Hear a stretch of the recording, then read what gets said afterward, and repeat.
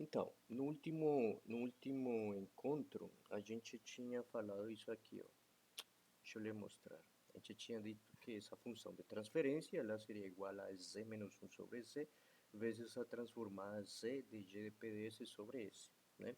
Só que isso aqui, na verdade, é uma estrutura que é decorrente ao, ao fato da gente ter aplicado, né, um amostrador que, na sua ideia principal, né, na sua ideia, assim, digamos, genérica, né, ela é considerada um amostrador ideal, né, onde a gente não tem percas, onde a gente assume, né, que acontece com uma certa periodicidade e essa periodicidade é inviolável, né, o que não é necessariamente o que acontece num amostrador real, tá? Mas voltando para isso, então vejamos aqui a situação, né, em que a gente tiver uma uma malha como essa aqui, que é o que eu queria falar antes de finalizar o encontro anterior. Digamos que eu tenho isso aqui, ó, né? A gente tem isso aqui, que isso aqui seria como meu zero order hole ou retentor de ordem zero. Aqui vamos ter, na verdade, eu vou colocar isso aqui como se fosse um pequeno sisteminha, entendeu? E antes dele tem que ter o quê? Um amostrador. Só que esse amostrador, por convenção, né, vai ser assumido como um pequeno comutador, né? E esse comutador está recebendo um sinal cuja representação no plano de Laplace é EDS. Já após fazer a amostragem, ele vai ser E estrela ds. Pronto. Na saída dele, vai ter uma conexão com a planta, né? Então aqui vai ser.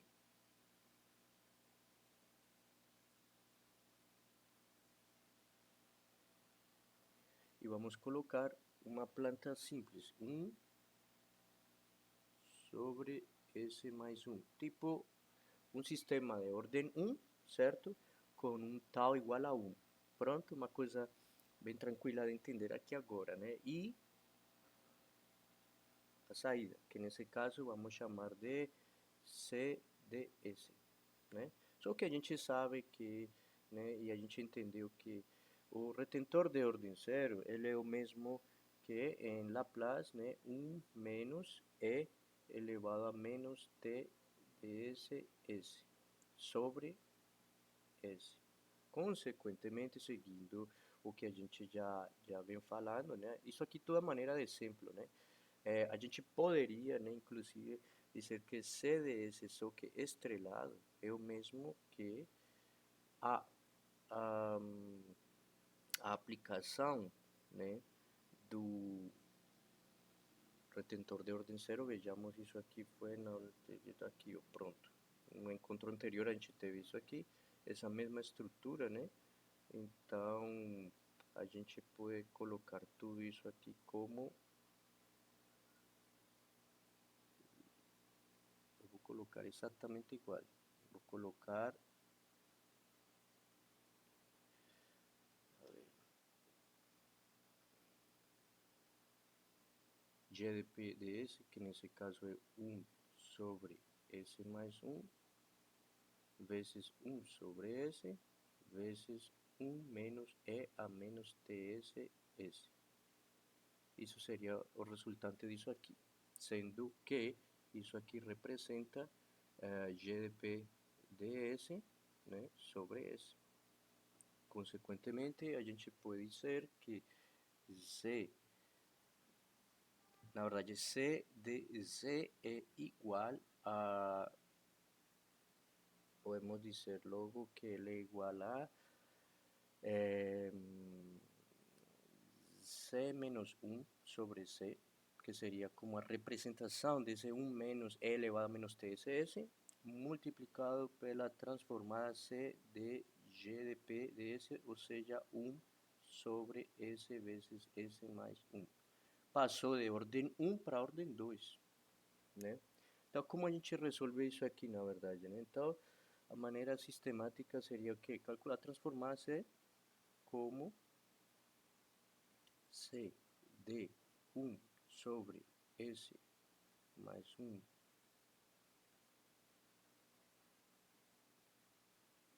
é igual. Por frações parciais, né? A gente poderia inclusive colocar isso como frações parciais, transformar C de... Bom, para que isso dê, teríamos que ter esse aqui e no outro esse mais 1. Que número podemos colocar isso aqui? Tem que dar 1 lá em cima, né? Então, S mais 1 vezes S dividido por S dá S mais 1, né? Multiplicado por 1 vai dar S mais 1. S vezes S mais 1 dividido sobre S mais 1 vai dar S, multiplicado por 1 vai dar menos S. S mais 1 menos S vai dar 1. Então, aqui é 1 e aqui é menos 1, certo? Pronto. Dessa maneira, então, temos que isso aqui é igual a... Isso aqui ainda pode ser escrito diferente também, né? Inclusive, algumas pessoas costumam colocar como 1 menos C a menos 1, elevado a menos 1. Vezes, nesse caso, se eu for fazer a transformada C de 1 sobre S é um degrau, né? Unitário. Logo, a transformada disso, a gente já viu que é um somatório de uma progressão geométrica que converge a 1 sobre 1 menos C elevado a menos 1. Então, isso aqui fica 1 sobre 1 menos C a menos 1. Ok? E aqui ficaria 1, porque aqui na verdade já tem um deslocamento, mas um deslocamento em Laplace é um exponencial com um exponencial negativo, né? Nesse caso, menos 1 TS, né? Ou menos TS, né? Então ficaria 1 sobre 1 menos E a menos TS C a menos 1. Pronto. Só que a gente manipula isso aqui ainda e obtém como resultado, bom, isso aqui multiplicado por isso aqui vai dar 1, certo? Então, Z de C ficaria... Também levamos em consideração que, ó, essa estrutura aqui, esse C estrela de S, que é o que eu estava falando no outro encontro, é isso aqui, ó. Levando em consideração que Z é igual a E a TS vezes S, né? Essa estrutura a gente já tinha definido como por analogia, né, entre a transformada Z, né, e a transformada de Laplace, né? Então, aqui, isso aqui ficaria 1 menos 1 menos C a menos 1 sobre 1 menos E a menos TS C a menos 1, certo? A questão toda aí agora é que manipulando isso aqui, a gente vai ter o quê? 1 menos E a menos TS C a menos 1, menos 1, que vai com outro 1, então vai ficar menos E a menos TS, e fica C a menos 1. Ou seja, vai ficar, a gente pode ainda colocar em evidência C a menos 1 para que fique C menos 1 embaixo, em cima. Então ficaria 1 menos E a menos TS vezes C a menos 1, e aqui colocamos 1 menos E a menos TS C a menos 1. Pronto. E aí está, né? Essa seria, digamos, a maneira mais, digamos, apropriada de calcular isso, né? Usando o que a gente tem sobre a amostragem, né? Mas a questão é que se a gente quisesse utilizar uma outra vertente, né? A outra vertente seria qual? Tipo, eu só sei a minha estrutura em Laplace da planta e eu quero acrescentar o amostrador. Então a gente poderia enxergar isso desde outro ponto de vista, né? Então vamos ser bem rápidos aqui nisso. Podemos pegar essa mesma situação e assumir, né, que ah, nessa malha aberta a gente vai ter uma planta, né? Então vamos colocar aqui alternativamente, né? Alternativamente temos que, né, GDP de S é igual a 1 sobre S mais 1, certo? Que nesse caso é o sistema linear de ordem 1, com um polo em menos 1, no lugar geométrico das raízes. Certo? E temos o zero order hole, né, que podemos colocar como sendo, sendo 1 menos E a menos TS S sobre S, né? E aí operamos da seguinte maneira, então, diante do que a gente falou, então, como C estrelado de S é igual a, vamos colocar aqui G de P de S, só que estrelado, vezes um delta estrelado de S, que na verdade a gente interpretou como sendo um, é, uma progressão, né? Só que uma progressão de dois termos, né? Vamos colocar isso aqui só para deixar bem claro, né? Então isso seria U menos E a menos TS, né? Certo? Então, essa estrutura aqui, o delta estrelado de S. E aqui ficaria dividido sobre S, né? Na verdade. Ou seja, essa estrutura, vamos tirar essa estrela aqui, vai ficar desse jeito, né? Ou seja, nosso sistema agora passou a ser 1 sobre S vezes S mais 1, né? Vezes 1 menos E a menos TS.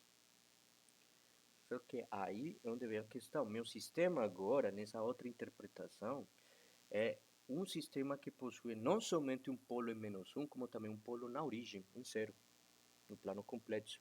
Ou seja, a gente pode dizer ainda, né, que essa estrutura estrelada, delta estrelada, esse que a gente já sabe, pode ser considerada igual a C menos 1 igual a C, que é a mesma coisa, né, que 1 menos C a menos 1, né?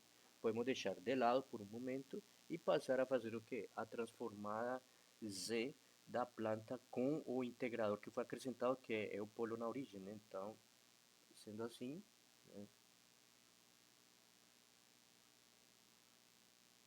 a gente teria o que?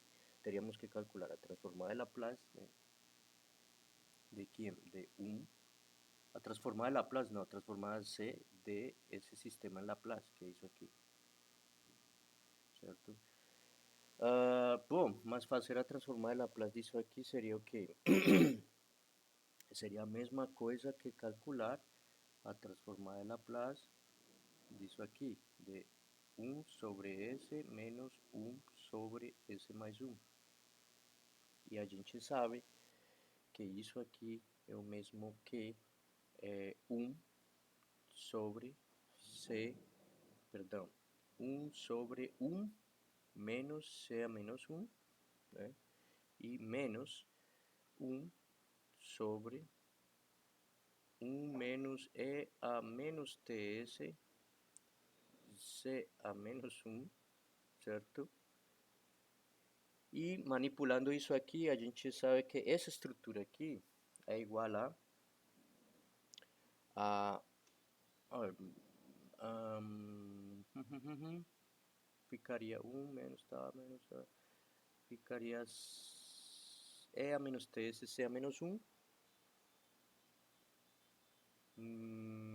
mais C menos 1. Então fica em evidência, então fica no numerador, ficaria 1 menos E a menos TS, vezes Z. Vezes C é,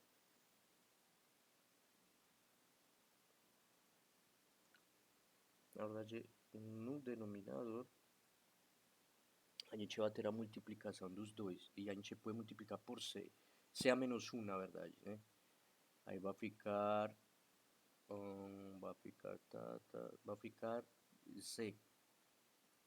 E aqui embaixo eu vou multiplicar por C também, então vai ficar Z menos 1. E aqui vai ficar Z menos E a menos TS. Pronto.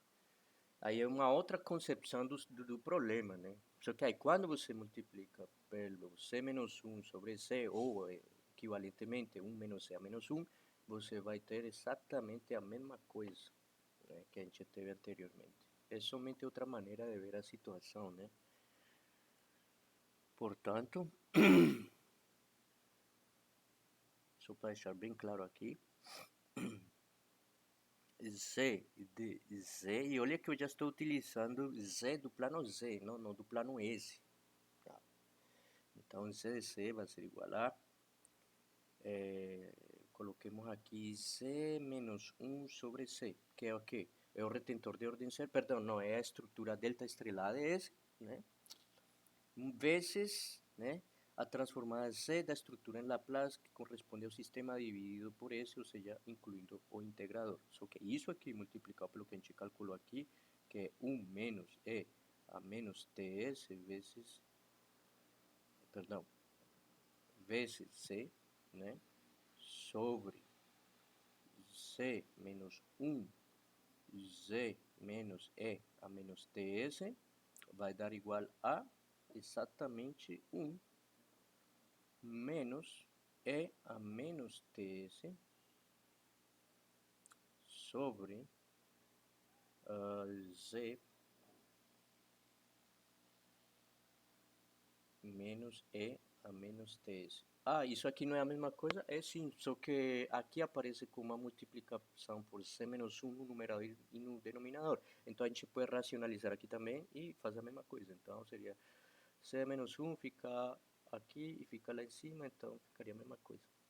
Então, só para que fique claro que é a mesma coisa, eu vou multiplicar aqui por C a menos 1 e por C a menos 1 aqui embaixo, e fica exatamente 1 menos E a menos TS, C a menos 1, e aqui ficaria 1 menos E a menos TS, C a menos 1. Então, assim, muitas das questões que aparecem nos trabalhos relacionados a estes assuntos requerem de essa interpretação, né? Tipo, eu tenho um sistema e esse sistema ele pode estar no plano S, mas já de antemão eu verifico em que parte pode ter esse exponencial com esse exponente negativo relacionado ao tempo de amostragem. E aí com isso já pode ser feita a direta transformação do plano S para o plano Z, certo? Bom, mas aproveitando isso aí, então algumas estruturas que eu queria mostrar podem ser fundamentais eh, para ter uma noção, né, de como a posição do amostrador dentro da malha aberta pode mudar um pouco, né, nossa concepção sobre a estrutura final, né, da função de transferência que está em jogo, né? Então, vou colocar isso aqui também. Eu posso ter isso aqui, inclusive, ó.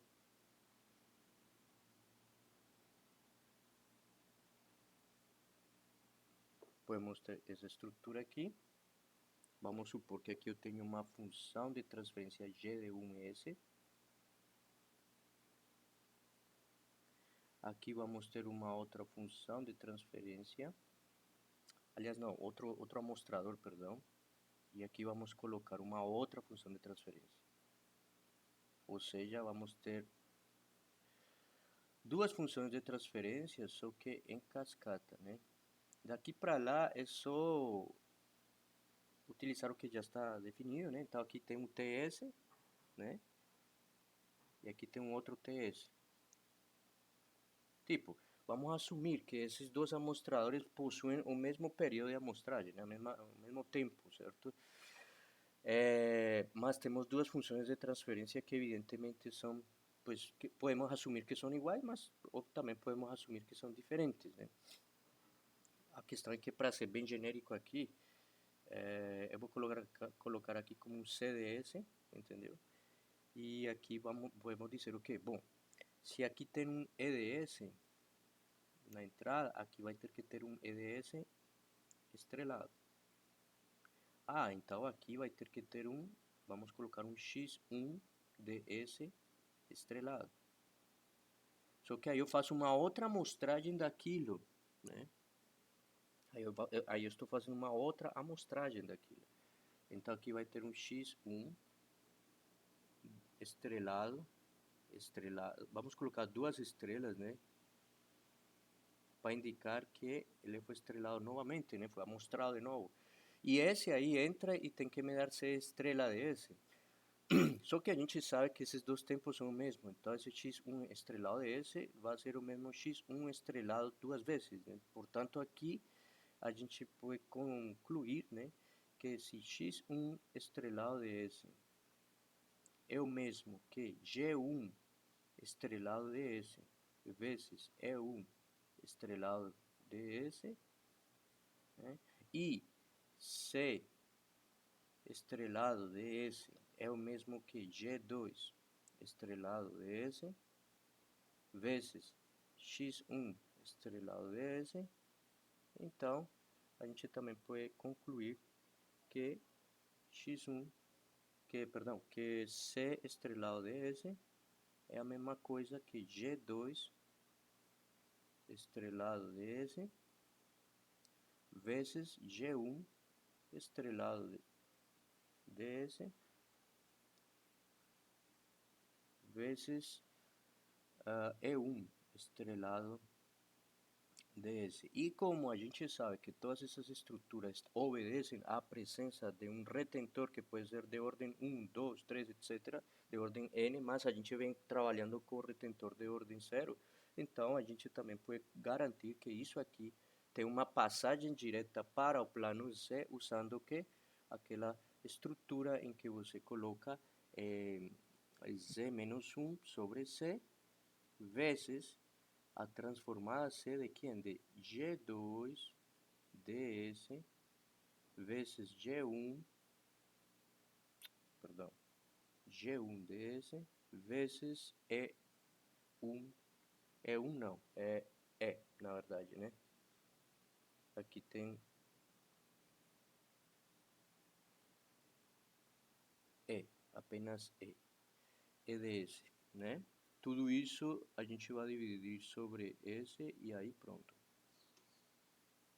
Ou seja, que a gente pode ser ainda mais enfático e dizer que C de Z é igual a G1 dC, G2 dC e E de Z. Isso aqui é o que convencionalmente poderia ser encontrado em qualquer referência bibliográfica, né? Mas a questão é que na referência bibliográfica não fica explícito, né, que existe um amostrador entre cada um dos elementos que compõem a malha aberta, né? Então vejamos que realmente há uma diferença sim entre essas duas coisas aí. Por exemplo, se eu colocasse apenas um único amostrador, né, assim, desse jeito aqui,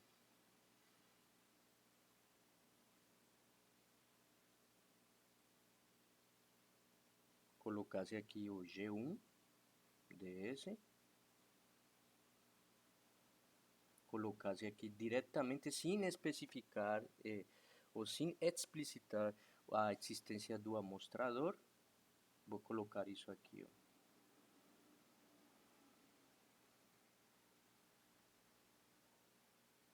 E aí temos o CDS.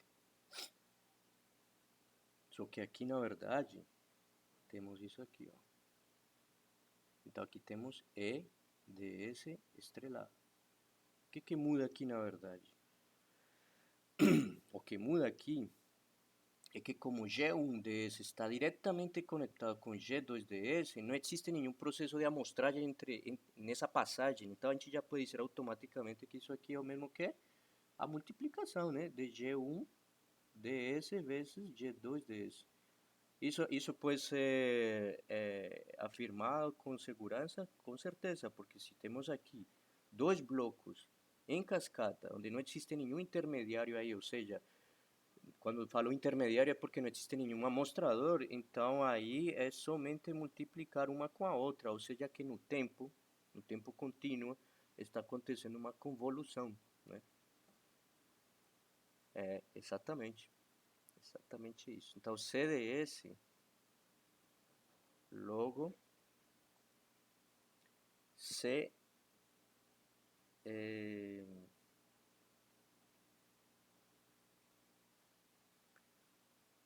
logo, pronto, mas nesse caso aqui, quando estávamos na malha aberta, estávamos colocando isso aqui, se eu assumisse, né, que existe um retentor de ordem zero, né, isso aqui foi só ah, foi uma,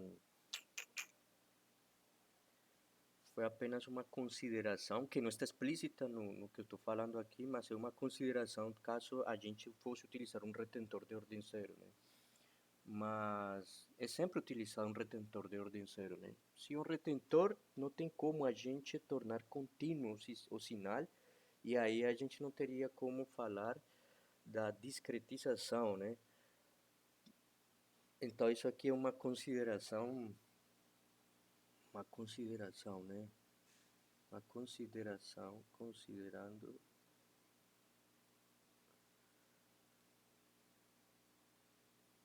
a presença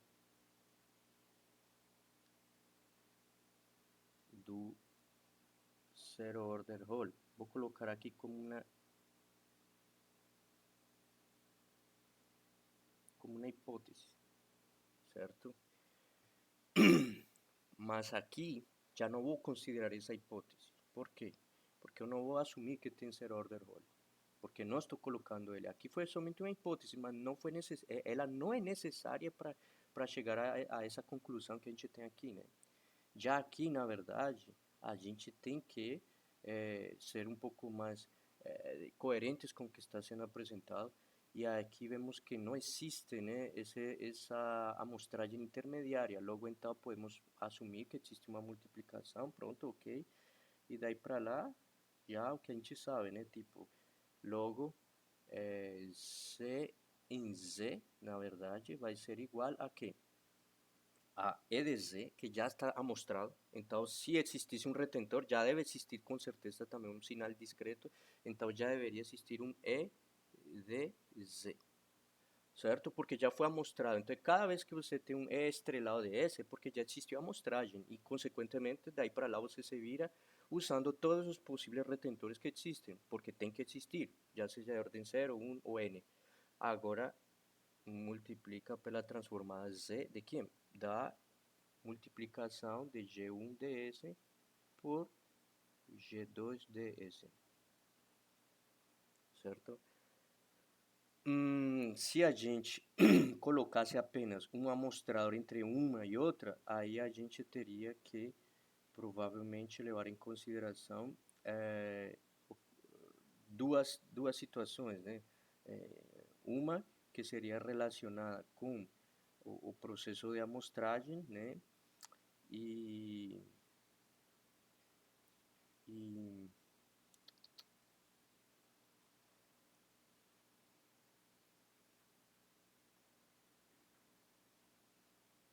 processo de amostragem e uma outra com relação a transformar-se, né? Então, poderia ser desse jeito aqui.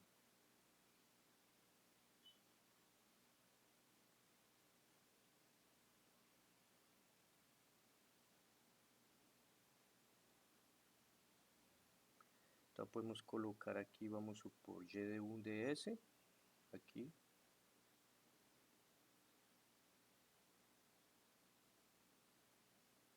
E aqui podemos colocar não, vamos colocar na verdade diferente aqui. Vou tirar esse amostrador aqui e vou colocar ele assim, na verdade. Só intermediário. Vou colocar só um amostrador aqui.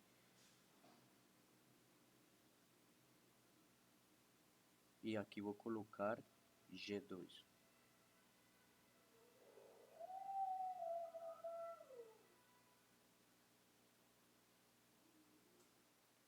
E aqui vamos colocar XDS.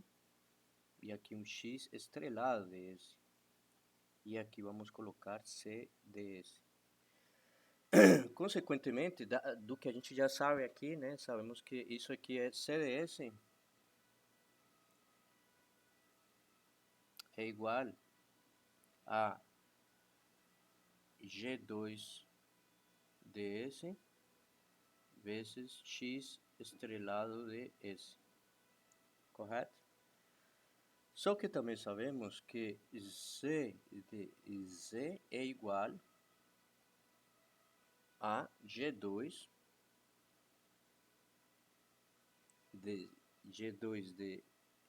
de Z, né? E X estrelado de S, ele já tem uma estrutura, né? Que vai ser que a transformada C, né? De G1 vezes S.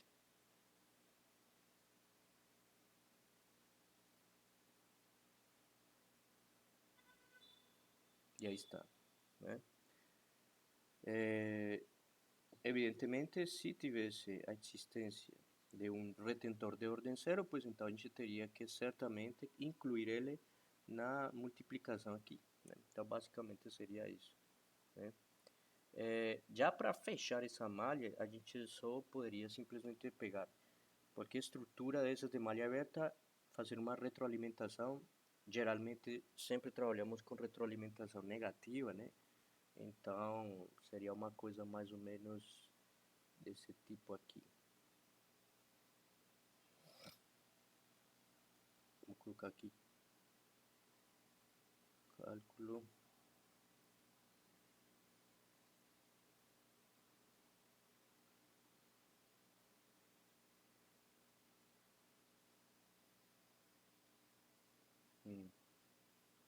Então, seria uma coisa como isso aqui.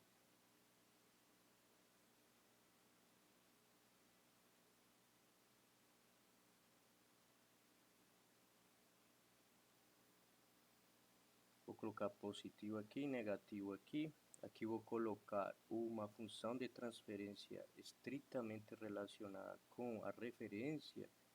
E daqui para lá, eu vou só acrescentar algumas coisas que são estritamente relacionadas com o que a gente vem falando, que é a amostragem, né? Então aqui eu vou colocar um amostrador, certo? Que vai ter um tempo TS relacionado. Aqui vamos colocar então uma suposta função de transferência relacionada com o sistema e posteriormente fazemos o fechamento da malha, né? Então aqui eu vou utilizar, vou chamar de HDS para que fique mais... porque é bem comum, né, falar de HDS, mas é bobeira, sabe? Tipo, a gente pode colocar qualquer outra função de transferência, qualquer outro nome, né? Mas vamos deixar assim e pronto, né? Então aqui teríamos nosso erro de controle, né? Certo? Que vai ser IDS e aqui vai ser EDS estrelado. E aqui colocamos CDS, certo? E pronto, né? Então, bom, de antemão, a gente malha fechada seria o quê? Então, tendo isso aí, a gente pode dizer, sabemos que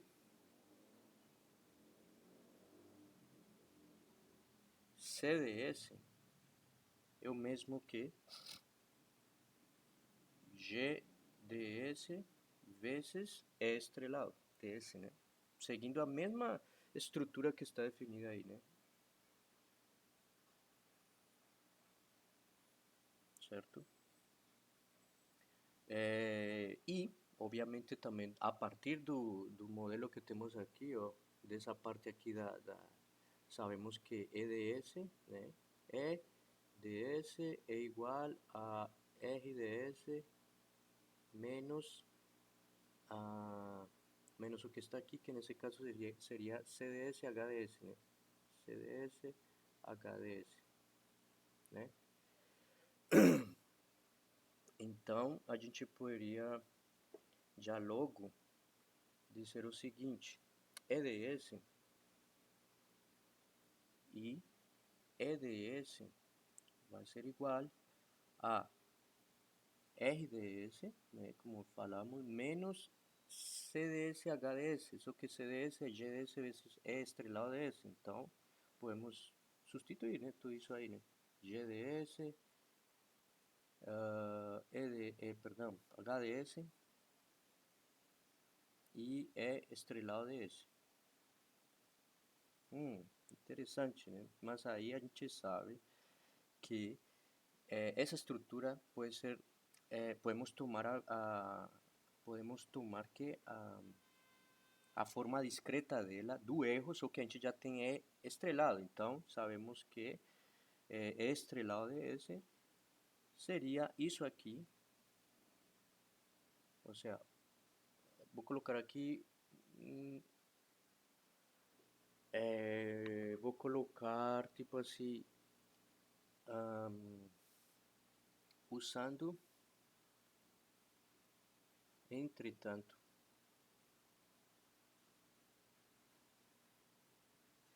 usando a notação E estrelado de S, temos que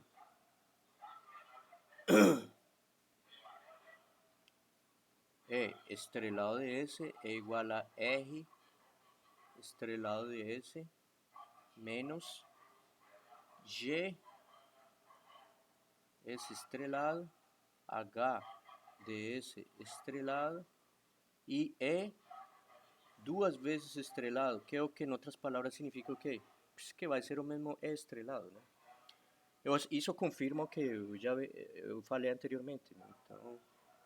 Então, aqui é somente dizer, bom, isso aqui é a mesma coisa que E estrelado de S. Consequentemente, temos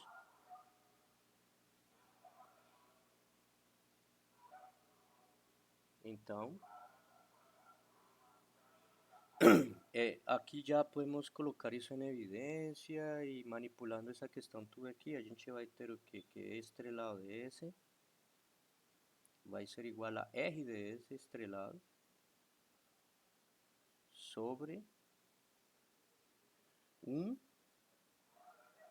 mais G de S estrelado H de S estrelado.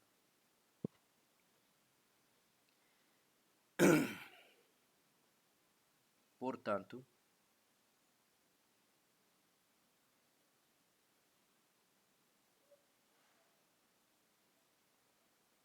CDS, aliás, C estrelado de S,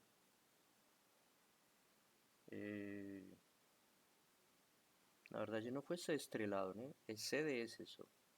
Então a gente pode pegar CDS e colocar GDS vezes E estrelado, que é isso aqui tudo, né? Ou seja, a gente vai ter uma coisa mais ou menos assim.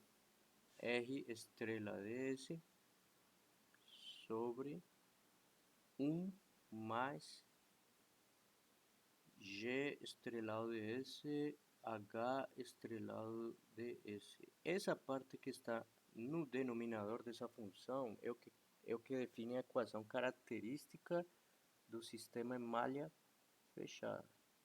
Né? E é aí onde termina nossa, digamos assim, nossa primeira concepção sobre a aplicação do amostrador e como ele influencia na malha fechada, né? Então, mas tudo bem, até aí, digamos que seria a expressão contínua, né? Isso aqui seria uma expressão no plano S, ou seja, uma função de transferência para o sistema em malha fechada contínua, né? Então, vou colocar aqui como expressão para sistema em malha fechada com amostrador ideal. Posso colocar ideal. Pronto, certo? Até aí tudo bem, certo? Só que a questão é que a gente está interessado em encontrar a estrutura para ele em, no plano Z, né? Mas a gente sabe também, né, que se eu quero fazer o estrelado disso aqui,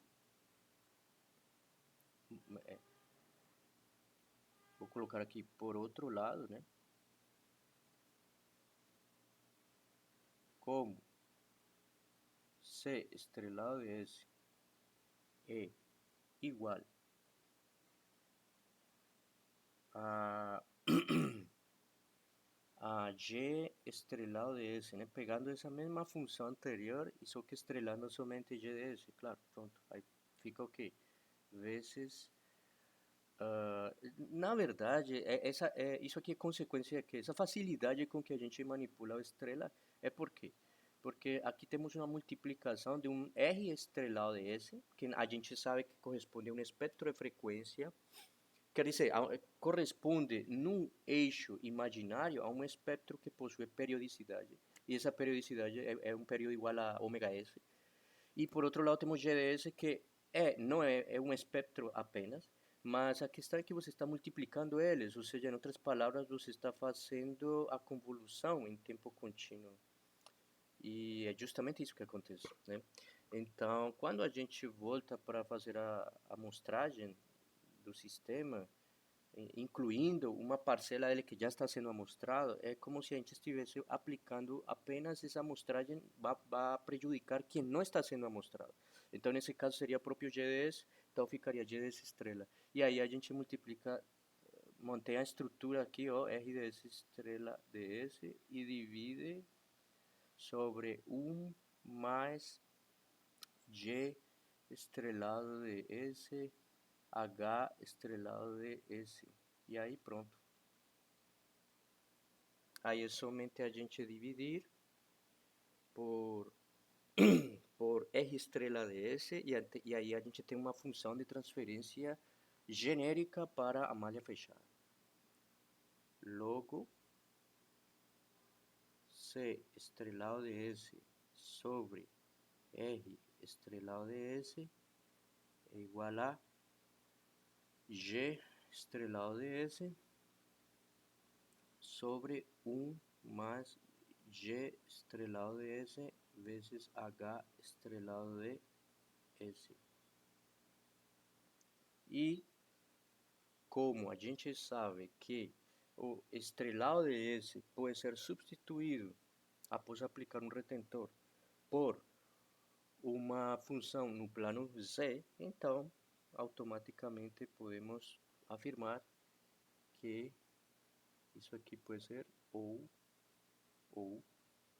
Z de Z sobre R de C vai ser igual a G de Z sobre 1 mais G de Z H de Z. Pronto. O que podemos comentar a respeito disso? Essa parcela aqui é o que conhecemos como... É a partir daqui, na verdade, que a gente vai definir ou fazer muitos estudos sobre estabilidade da malha fechada, né? Porque esse aqui é o denominador e com ele a gente estuda Bom, aí a gente estuda estabilidade, podemos estudar estabilidade relativa e a estabilidade absoluta do sistema, né? É, bom, mas isso aí tudo bem. Só para a gente,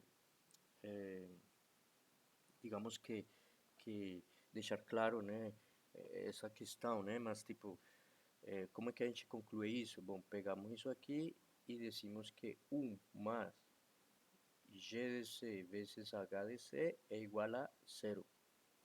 Se isso aqui automaticamente nos leva a pensar na equação característica, né? Então vou colocar a equação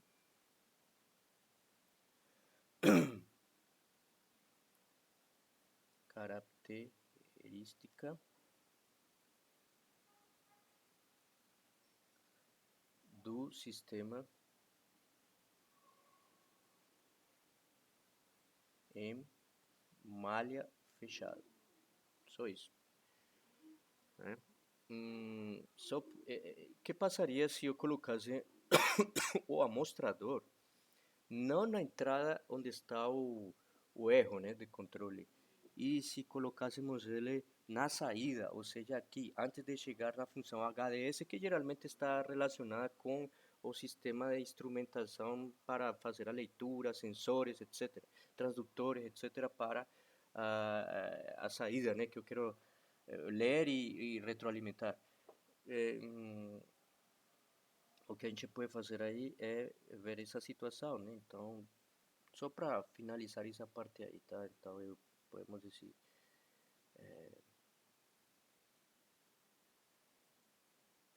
então podemos colocar aqui de novo, né? Mesmo diagrama, eu vou só, na verdade, eu vou copiar isso aqui, né? Aproveitando que temos esse recurso aqui do.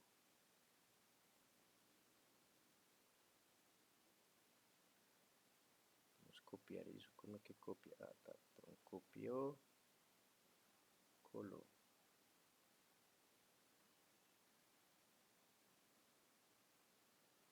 Opa.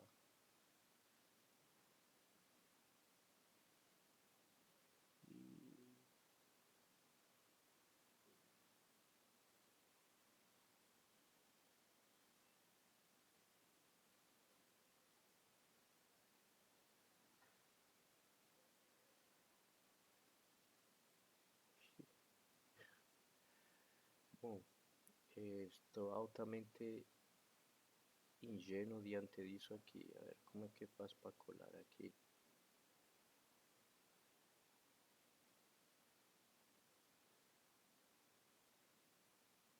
Não está querendo. Era aqui, né? Ah, tá. Ok. Bom,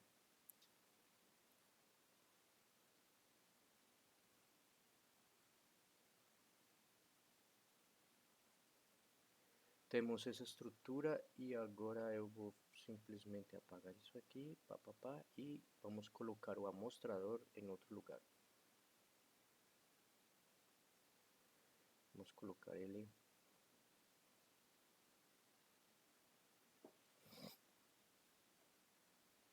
Aliás, vamos fazer assim, vamos colocar ele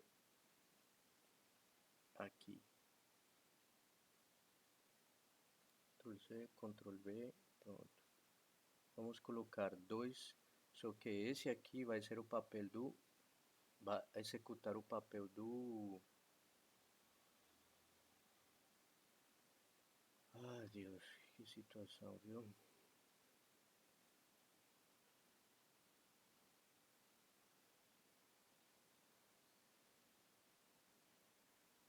Esse aqui vai executar o papel do controlador.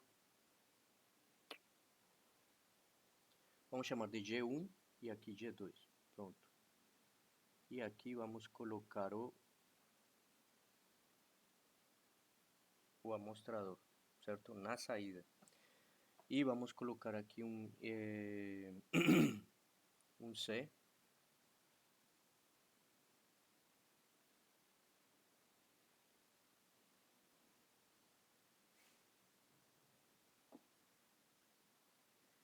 Vamos colocar aqui aqui vai ser o erro, né? EDS. Aqui vai ser um amostrador com tempo TS e, bom, e a partir daí a gente vai elaborando aqui, né, a estrutura. Certamente essas funções de transferência aqui, elas devem estar em Z, né? Eu vou tirar isso aqui também. Está muito chato isso aqui, velho.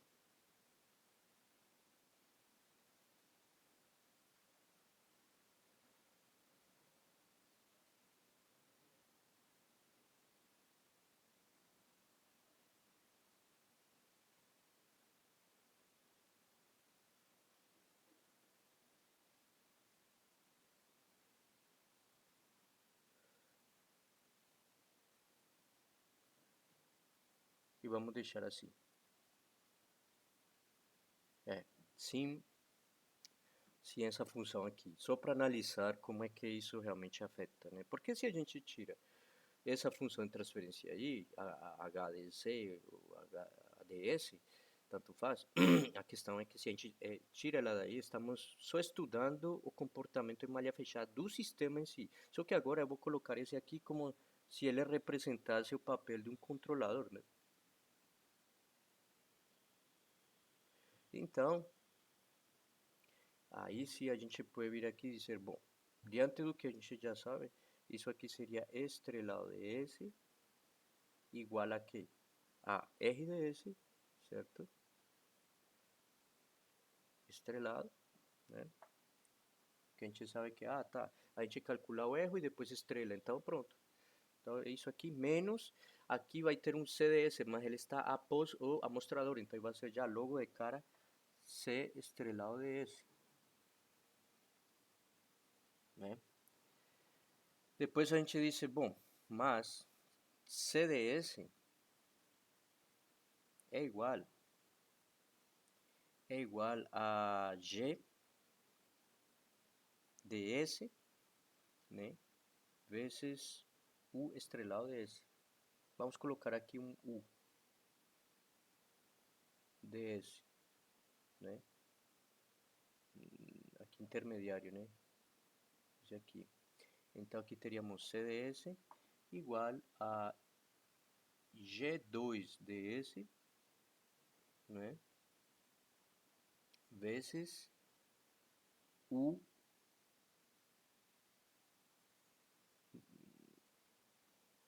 o que a gente poderia, na verdade, colocar aqui é colocar um G, um U de Z, na verdade, né? Perdão.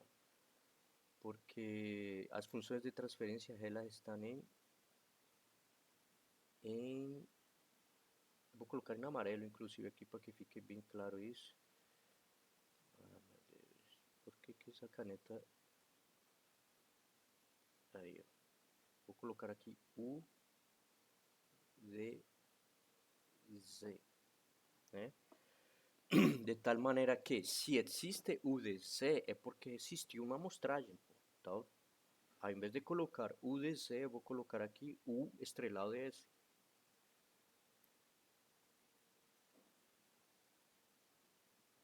Então, vou colocar aqui U estrelado de S, né?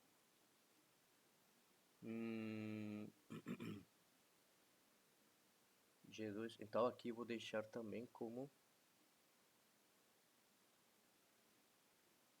Vou deixar como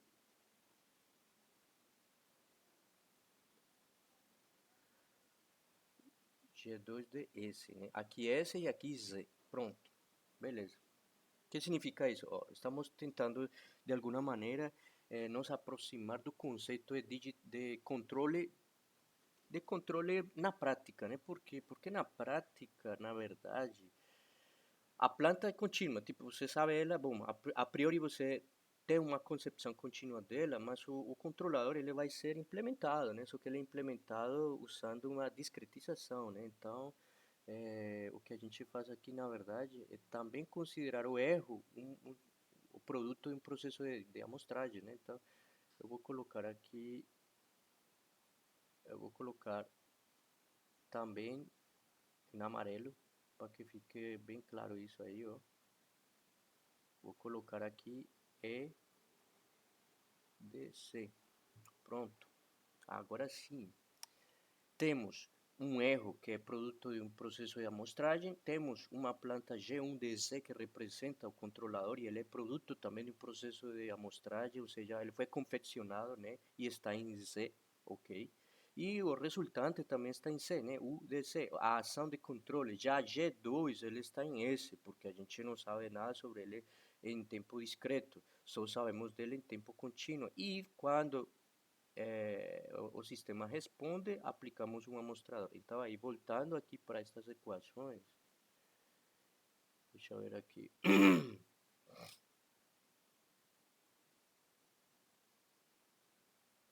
Uma chatice essa caneta aqui, mano.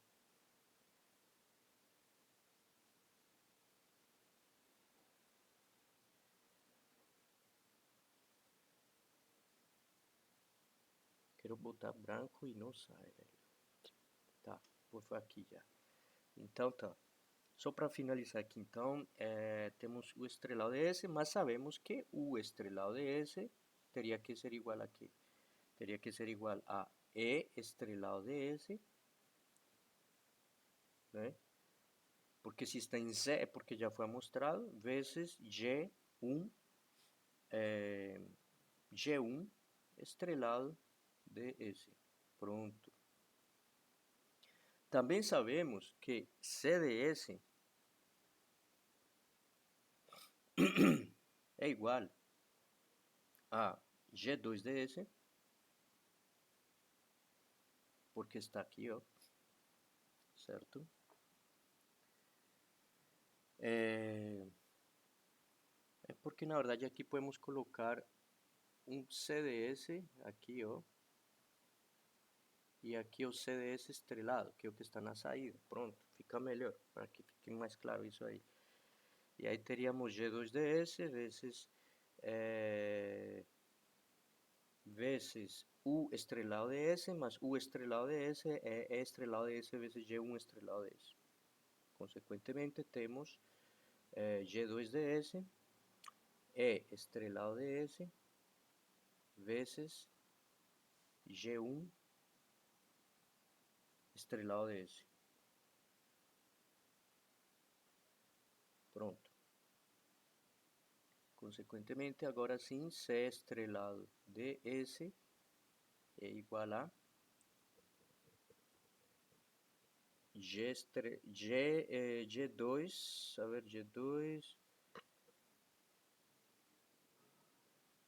G2 estrelado de S, né? Porque o ato de aplicar a estrela é um operador nesse caso, então fica G2 estrelado de S, E estrelado de S, vezes G1 estrelado de S. Pronto, e aí tá. Com essa estrutura aí, a gente já pode vir aqui rapidamente, logo, com essas cinco equações, aí a gente pode deduzir o quê? Que C estrelado de S vai ser igual a G2 estrelado de S, porque assim, o que seria C estrelado de S? C estrelado de S, usando a mesma estrutura que a gente utilizou aqui, a partir do erro, né? A gente teria, na verdade, isso aqui, ó. G2 estrelado de S multiplica por G1 estrelado de S vezes E estrelado de S, mas E estrelado de S é o erro que está aqui. Então, é só multiplicar. Vou colocar aqui em corchete, né? É só multiplicar R de S estrelado menos C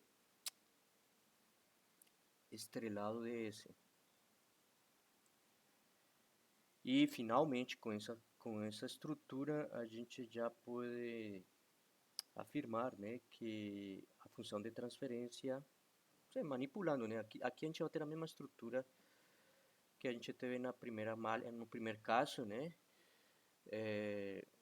mas a gente observa que aqui o controlador ele vai ficar imerso na equação característica, né? O que que mudou na verdade? O que que mudou? Bom, na verdade, assim, a estrutura formal da equação que representa a função de transferência do sistema de malha fechada não mudou em relação ao anterior. Mudou que agora o controlador está implícito aí, tá? Tá implícito, digo assim, na estrutura, né? Matemática da equação característica. Entretanto, o amostrador, a gente deixou ele explícito no final da no final que eu digo assim, antes de você fazer a retroalimentação, imediatamente antes, né, de fazer a retroalimentação, sendo que no primeiro caso o amostrador ele estava bem explícito antes de entrar no sistema e imediatamente depois de calcular o erro. Conclusão, não há uma diferença, digamos assim, substancial nisso aí, na equação característica, mas temos que ter cuidado em que na segunda situação, já o controlador era implicitamente amostrado, porque está em Z, né? Está transformada a Z. Então, essa estrutura aqui é bem importante, né? Só por causa disso. Então, bom, já para finalizar essa questão aí, podemos afirmar que, tá, portanto,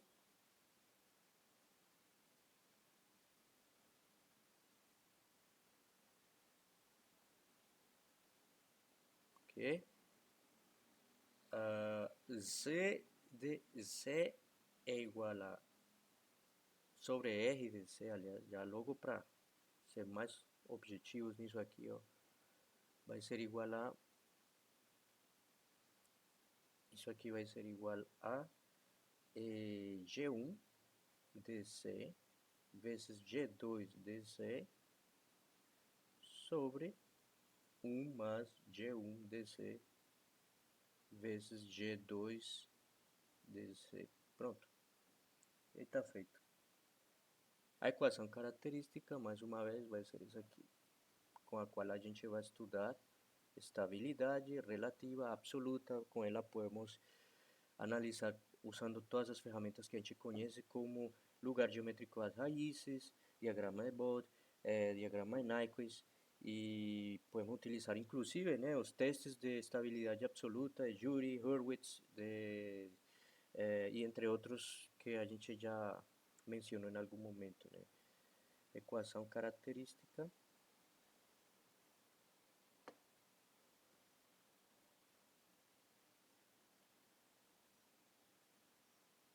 do sistema em malha fechada com controlador, né?